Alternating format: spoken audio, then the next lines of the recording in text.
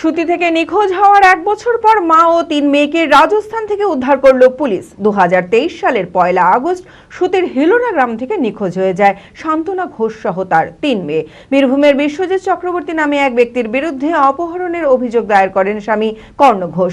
Mobile ফোনের tower location track করে সুতির আহিরন ফাঁড়ির পুলিশের একটি দল রাজস্থানে গিয়ে মা সহ 3 মেয়েকে উদ্ধার করে। মানসিক স্বাস্থ্যের জন্য সবার আগে যে নামটি মনে ভেসে ওঠে, সুস্থ মনের ঠিকানা মনোবীক্ষণ। যোগাযোগ নাম্বার 7477799516। সুতির প্রত্যন্ত হিলোরা গ্রামের মিষ্টি ব্যবসায়ী কর্ণ ঘোষের স্ত্রী সান্তনা ঘোষ সহ তার 3 মেয়ে 2023 সালের 1 আগস্ট নিখোঁজ হয়ে যায়।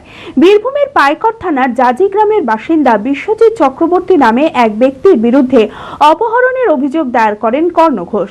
পুলিশ সূত্রে জানা যায়, কর্ণ ঘোষের মিষ্টির দোকানের পাশেই বিশ্বজিতের টিভি সারাইয়ের দোকান ছিল।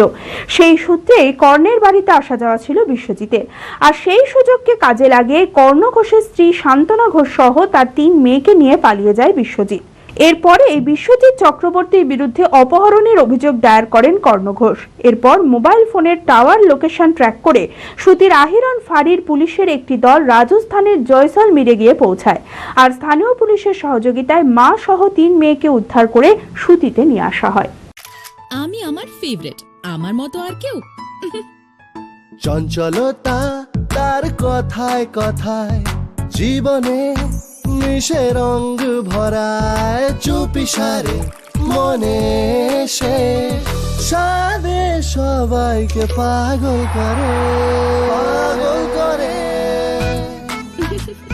আমারই মতো আমায় নিচের পতাকা। पता का चा गजब का शाद।